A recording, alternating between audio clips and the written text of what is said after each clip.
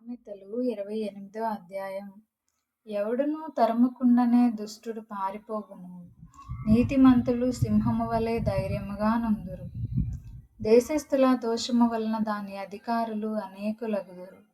బుద్ధి జ్ఞానములు గలవారి చేత దాని అధికారము స్థిరపరచబడును. బీదలను బాధించు దరిద్రుడు ఆహార వస్తువులను ఉండనీయక కొట్టుకొని పోవు వానతో సమానుడు.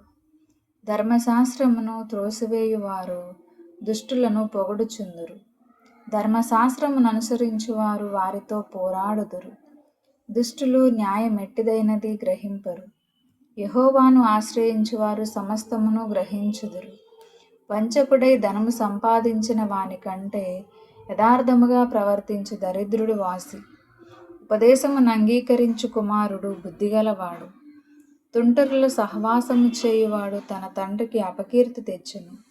వడ్డీ చేతను దుర్లాభము చేతను ఆస్తి పెంచుకొనువాడు దరిద్రులను కరుణించు వాని కొరకు దాన్ని కూడబెట్టును. ధర్మశాస్త్రము వినబడకుండా చెవిని తొలగించుకొను వాని ప్రార్థన హేయము.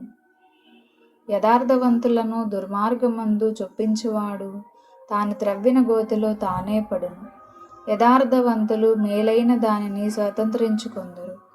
ఐశ్వర్యవంతుడు తన దృష్టికి తానే జ్ఞాని. వివేకము గల దరిద్రుడు వారిని పరిశోధించును. నీతిమంతులకు జయము కలుగుట మహాఘనతకు కారణము. దుష్టులు గొప్పవారగునప్పుడు జనులు దాగియుందురు. అతిక్రమములను దాచిపెట్టువాడు వర్ధిల్లడు. వాటిని ఒప్పుకొని విడిచిపెట్టువాడు కనికరము పొందును. నిత్యము భయము కలిగి ప్రవర్తించువాడు ధన్యుడు. హృదయమును కఠినపరుచుకొనువాడు కీడులో పడును. బొబ్బరించు సింహమును తిరుగులాడు ఎలుగుబంటియు దరిద్రులైన జనుల నేలు దుష్టుడును సమానములు. వివేకము లేనివాడవై జనులను అధికముగా బాధపెట్టు అధికారి దుర్లాభమును ద్వేషించువాడు దీర్ఘాయుష్మంతుడగును. ప్రాణము తీసి దోషము కట్టుకొని వాడు గోతిలోకి పరిగెత్తుచున్నాడు. ఎవరునూ అట్టి వానిని ఆపకూడదు.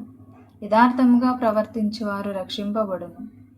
మూర్ఖ ప్రవర్తన గలవాడు హఠాత్తుగా పడిపోవును.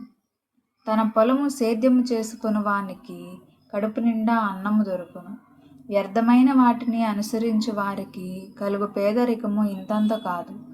నమ్మకమైన వానికి దీవెనలు మెండుగా కలుగును. ధనవంతుడగుటకు ఆతురపడవాడు శిక్షనొందకపోడు. పక్షపాతము చూపుట మంచిది కాదు. రొట్టె ముక్క కొరకు ఒకడు దోషము చేయును. చెడు దృష్టి గలవాడు ఆస్తి సంపాదింప ఆతురపడును. తనకు దరిద్రత వచ్చునని వానికి తెలియదు. నాలుకతో ఇచ్చకములాడు వాని కంటే నరులను గద్దించువాడు తొదుపు ఎక్కువ దయపొందును. తన తల్లిదండ్రుల సొమ్ము దోచుకొని అది దోషము కాదనుకొనువాడు నశింపజేయు వానికి జతగాడు. పేరాస గలవాడు కలహమును రేపును. యెహోవాయందు నమ్మకముంచువాడు వర్ధిల్లును. తన మనస్సును నమ్ముకొనువాడు బుద్ధిహీనుడు. జ్ఞానముగా ప్రవర్తించువాడు తప్పించుకొనును. బీదలకిచ్చు వానికి లేమి కలుగదు.